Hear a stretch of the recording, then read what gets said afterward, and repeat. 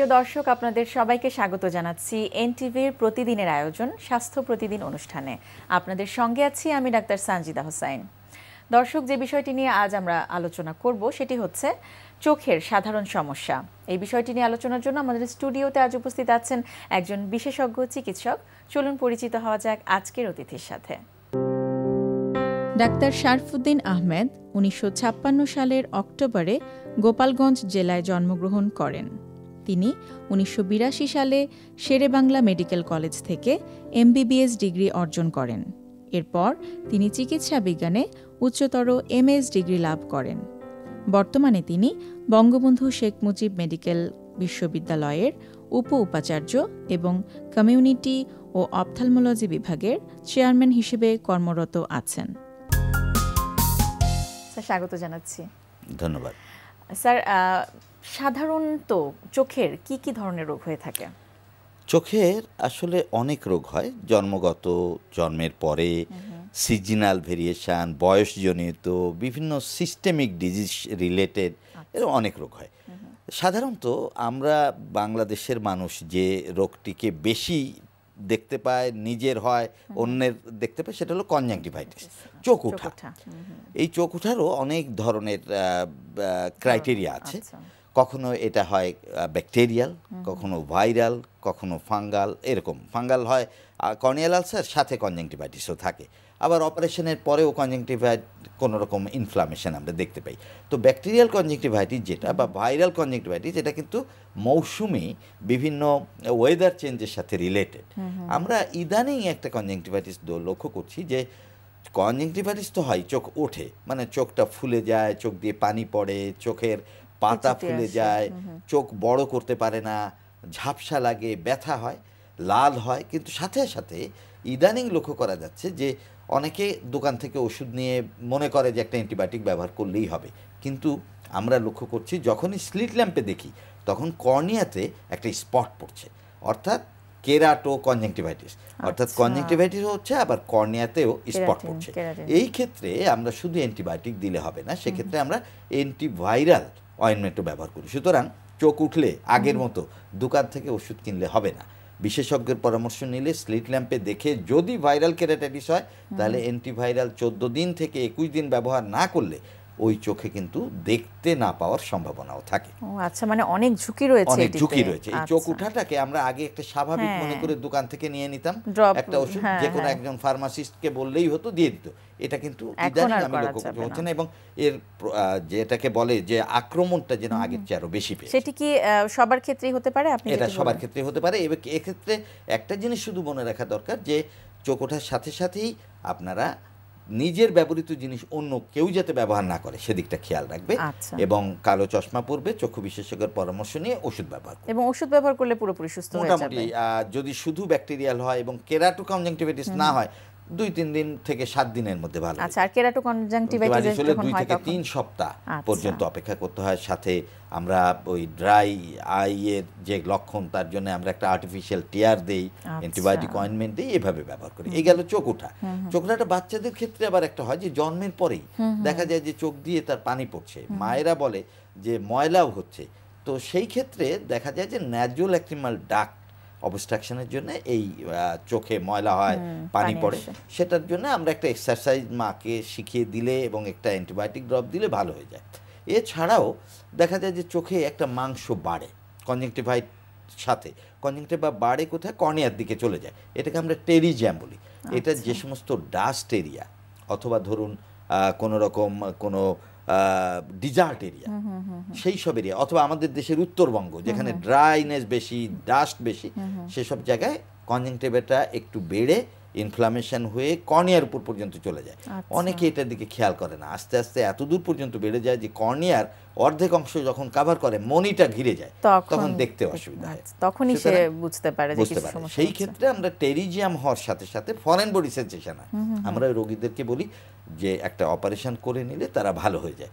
এবং বারবার যদি এটা হয় তার জন্য আবার দেখা যায় ল্যামেলার কেরাটোপ্লাস্টি আরেকটা চিকিৎসা আছে, কর্নিয়ার অর্ধেকে আবার ট্রান্সপ্লান্টেশন করতে হয়। এরকমও অনেক রোগী আমরা পেয়েছি।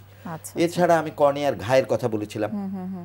সাধারণ রোগের মধ্যে দেখা যায় যে আমাদের দেশে তো মানুষ জানেনি যে কানের ময়লা পরিষ্কার করে, চোখে কোনো কিছু গেলে একটা ময়লা রুমাল দিয়ে পরিষ্কার করে, কোনো একটা ফরেন বডি চলে গেল, ইভেন চুল কাটানোর সময় চুল ঢুকতে পারে, লেদ মেশিনে কাজ করার সময় লোহার টুকরো ঢুকতে পারে, রাস্তায় চলার পথে বাদামের খোসা চলে যেতে পারে, এই সব ধান মাড়ার সময় ধানের একটা অংশ চলে যেতে পারে, এই সব কিছু কর্নিয়াতে যে ঘা হয়, এই ঘাটা ফরেন বডিটা যদি রিমুভ করে সাথে সাথে অ্যান্টিবায়োটিক দিয়ে চোখটাকে ঢেকে দেওয়া হয় 24 ঘন্টার মধ্যে ভালো হয়, এটাকে বলে কর্নিয়াল অ্যাব্রেশন।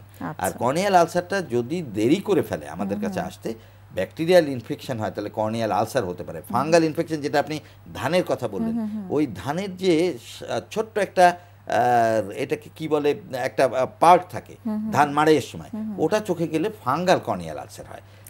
এই ক্ষেত্রে দেখা যায় যে ভাইরাল, ফাঙ্গাল এবং ব্যাকটেরিয়াল আলাদা আলাদা, এটা আমরা হাইপোপিয়ন দিয়ে বুঝতে পারি। রোগীর ময়লা না হলে এটা বুঝতে হবে যে ভাইরাল, ময়লা হচ্ছে আবার হাইপোপিয়ন হয়ে যাচ্ছে, সেই ক্ষেত্রে এটাকে আমরা বলি ফাঙ্গাল। এইটা সাধারণত আমাদের দেশে কৃষকরা যে মাঠে যেমন কাজ করে সেই সময় এটা বেশি হয়। কালো চশমা ব্যবহার করে কমিউনিটি অপথলমোলজি থেকে আমরা বিনা পয়সায় একটা কালো চশমা দিচ্ছি, এতে করে কিন্তু আগের চেয়ে 30% রিডাকশন হয়েছে। এছাড়া আমি সিস্টেমিক কিছু ডিজিজের কথা বলেছিলাম, আজকাল তো বয়স বাড়ছে, জেরিয়েটিক প্রবলেম হচ্ছে, মানে বয়সজনিত রোগ হচ্ছে, এবং লাইফ এক্সপেক্টেন্সি বেড়ে যাওয়ার কারণে এখন প্রায় 71.5 মানুষের যেমন ডায়াবেটিস বাড়ছে, NCD, non communicable disease, diabetes, hypertension, cancer, COPD, heart disease বাড়ছে। তো ডায়াবেটিসে হলেও কিন্তু চোখের সমস্যা হয়, এবং ডায়াবেটিক রেটিনোপ্যাথিতে বহু রোগ ভুগছে। যারাই চোখ পরীক্ষা করবে যেন অবশ্যই ফান্ডাসটা দেখে ডায়াবেটিক রেটিনোপ্যাথি আছে কিনা এটা দেখা উচিত।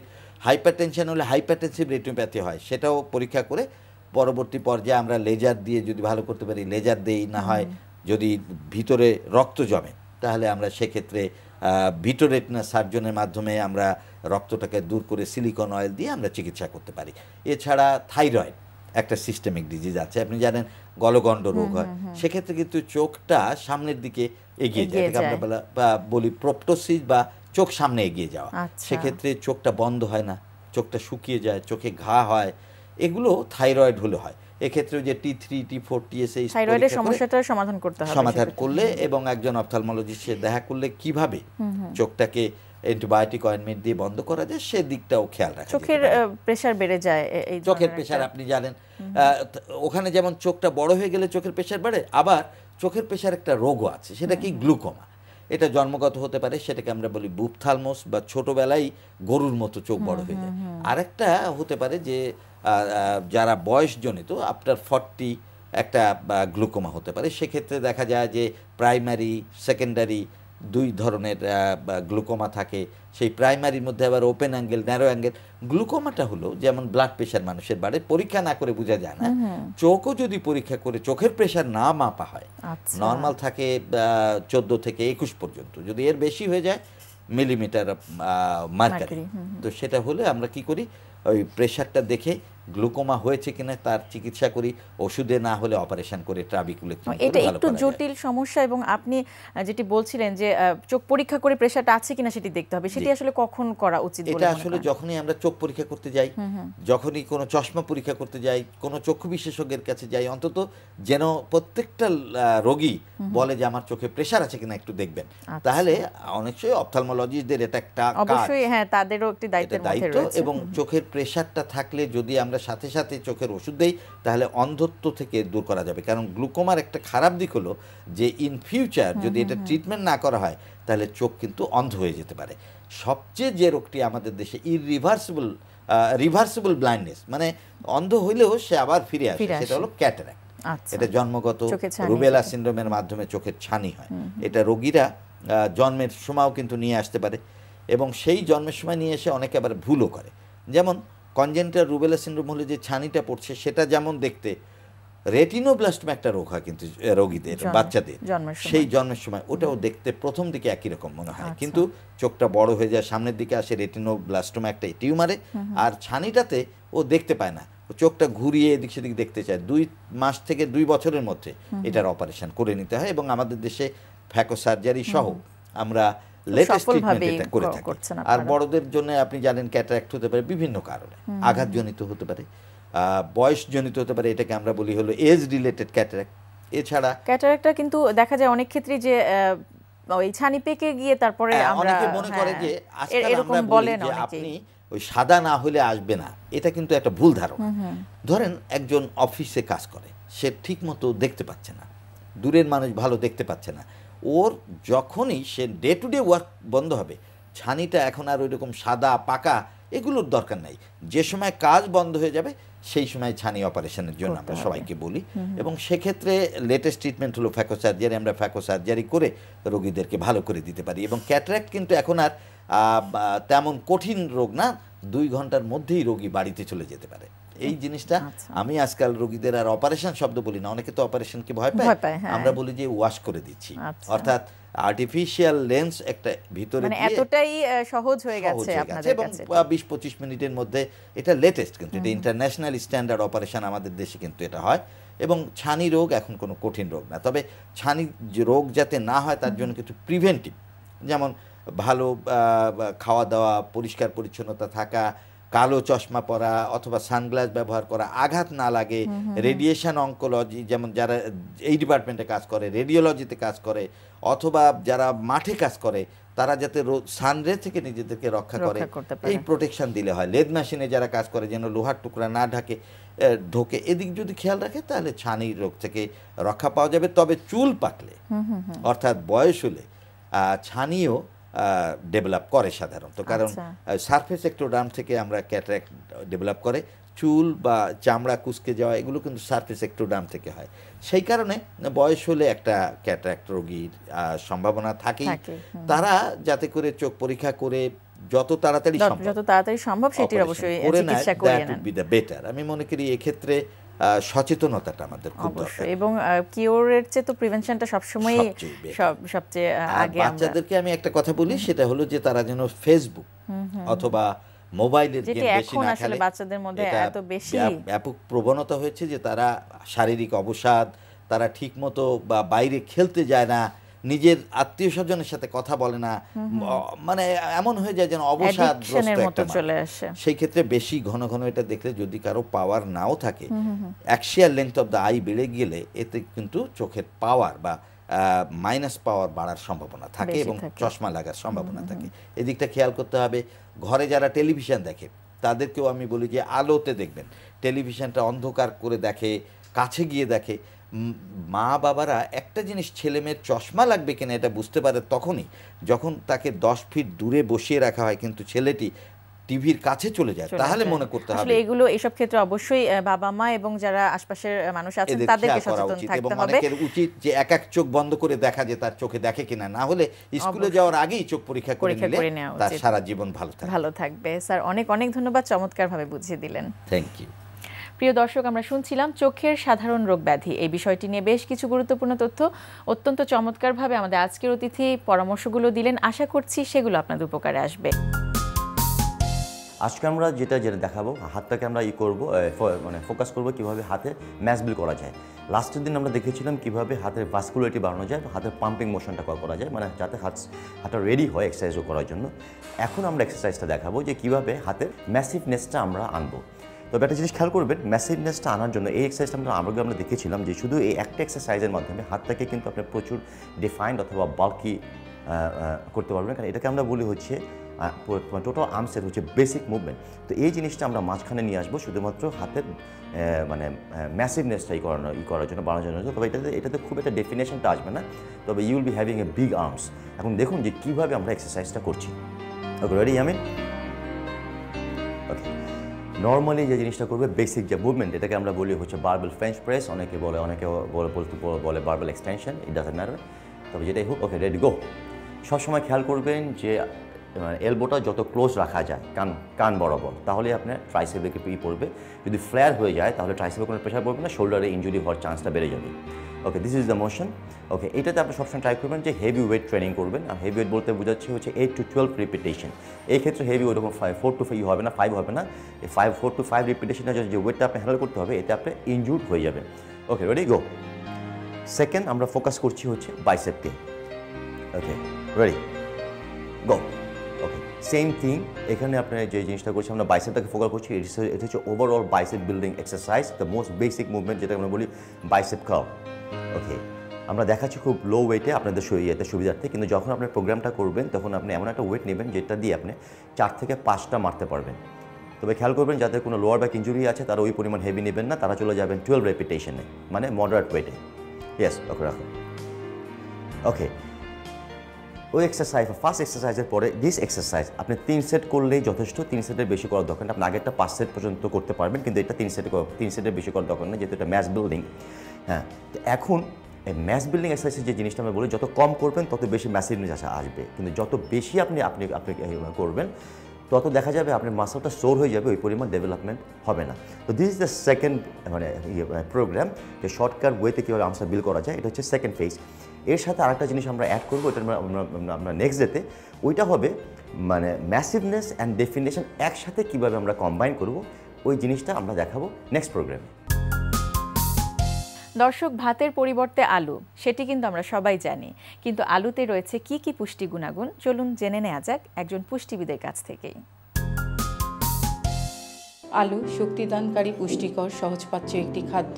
সেই কারণেই 5 মাস বয়স থেকে শুরু করে বৃদ্ধ পর্যন্ত সকলেই আলু জাতীয় খাবার খুব সহজে হজম করতে পারেন।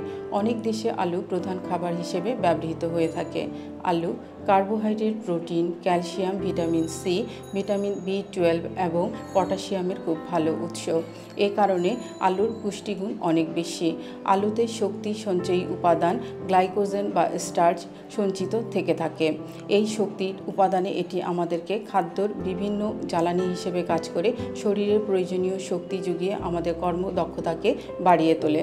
এছাড়া আলু খুব দ্রুত আমাদের রক্তে চিনির পরিমাণ বাড়ায়, যা ব্রেইনে গ্লুকোজ সরবরাহে উল্লেখযোগ্য ভূমিকা পালন করে। সেই জন্য হাইপোগ্লাইসেমিয়ায় আক্রান্ত রোগীরা খুব সহজেই আলুর তৈরি খাবার খেয়ে থাকতে পারেন। প্রিয় দর্শক, আপনাদের জন্য বলছি, যারা ডায়াবেটিস রোগে আক্রান্ত এবং হাইপোগ্লাইসেমিয়ায় খুব সহজেই শিকার হন, তারা যদি হাতের কাছে আলুর তৈরি যে কোনো খাবার রাখেন, তাহলে খুব সহজেই তারা এই ধরনের বিপদ থেকে মুক্তি পেতে পারেন। এছাড়া আলুতে রয়েছে অন্যান্য অনেক পুষ্টিগুণ। এর মধ্যে ভিটামিন এ উল্লেখযোগ্য একটি ভূমিকা হচ্ছে, এটা অকালে চোখে ছানি পড়া রোধ করে এবং আমাদের চোখের পানি পড়া রোধ থেকেও সাহায্য করে থাকে। কিন্তু যারা রিউমাটয়েড আর্থ্রাইটিস বা অস্টিও আর্থ্রাইটিস রোগে আক্রান্ত, তাদের জন্য আমরা অবশ্যই আলুর পরিমাণ সীমিত করতে বলবো, তা না হলে এতে বাতের পরিমাণ বেড়ে যেতে পারে। এছাড়া ডায়াবেটিস, উচ্চ রক্তচাপ ও রক্তে যাদের চর্বি বা কোলেস্টেরলের পরিমাণ বেশি থাকে, তাদের অবশ্যই আলু সীমিত পরিমাণে গ্রহণ করা উচিত। আলুতে বিদ্যমান যে পরিমাণ ভিটামিন থাকে তা আমাদের শরীরে অনেক গুরুত্বপূর্ণ ভূমিকা পালন করে থাকে। এর ক্যালসিয়াম, ম্যাগনেসিয়াম, ফসফরাস ইত্যাদি আমাদের ত্বক, চুল, নখ ও দাঁতকে সুন্দর ও ঝকঝকে করে তোলে। এছাড়া আলু আমাদের পেটের সমস্যা দূর করতে সাহায্য করে। আলুতে omega 3 fatty acid, niacin, vitamin B complex থাকার কারণে তা আমাদের ব্রেইন ফাংশনে উল্লেখযোগ্য ভূমিকা পালন করে থাকে। এছাড়া আলু আমাদের হজম শক্তি বাড়াতে অনেক সাহায্য করে। আলুর তৈরি খাবারের এমনই অনেক পুষ্টিগুণ রয়েছে। তাই প্রিয় দর্শক, আমাদের প্রতিদিনের পুষ্টি চাহিদা পূরণে অবশ্যই আপনারা সারাদিনের খাদ্য তালিকায় কিছু পরিমাণে আলু অন্তর্ভুক্ত করতে পারেন। প্রিয় দর্শক, স্বাস্থ্য প্রতিদিনের আজকের হেলথ টিপস। বয়স বাড়ার সাথে সাথে রোগের প্রকোপও বেড়ে যায়, তাই বয়স 30 বছর পার হওয়ার পর থেকে সম্ভব হলে মাঝে মাঝে চেক আপ করিয়ে নেওয়া ভালো। দর্শক, স্বাস্থ্য প্রতিদিন সম্পর্কে যদি আপনাদের কিছু জানার থাকে কিংবা কোনো পরামর্শ যদি আমাদের দেবার থাকে, জানাতে পারেন এই ঠিকানায়। প্রযোজক স্বাস্থ্য প্রতিদিন, এনটিভি, বিএসসি ভবন, 7 তলা, 102 কাজী নজরুল ইসলাম এভিনিউ, কারওয়ান বাজার, ঢাকা 1215।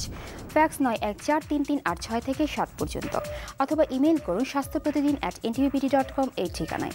প্রিয় দর্শক, স্বাস্থ্য প্রতিদিনের আগামী পর্বে আপনাদের জন্য যা থাকছে: কানে আমরা ওয়াক্স, যেটি কানে ময়লা জমা, যেটাকে আমরা বলি, কানের ফাঙ্গাস, এটি আমরা পাই। এছাড়া কান পাকা, যেটি এর আবার 2 ধরন আছে। একটি আছে যে সাধারণ, যেটি কানে ফুটা হয়, আরেকটি হলো কান ফুটা হয় কিন্তু তার সাথে কোলিস্টেটোমা থাকে, যেটা লাইফ এন্ডেঞ্জারিং কন্ডিশনও লিড করতে পারে। এছাড়া কানে কম শোনা, কানে বিভিন্ন ধরনের টিউমার, কানের যে ক্যানেল, এক্সট্রাঅর্ডিনারি ক্যানেল, তার বিভিন্ন রকম অ্যাবনর্মালিটি, এগুলোও পাওয়া যায়।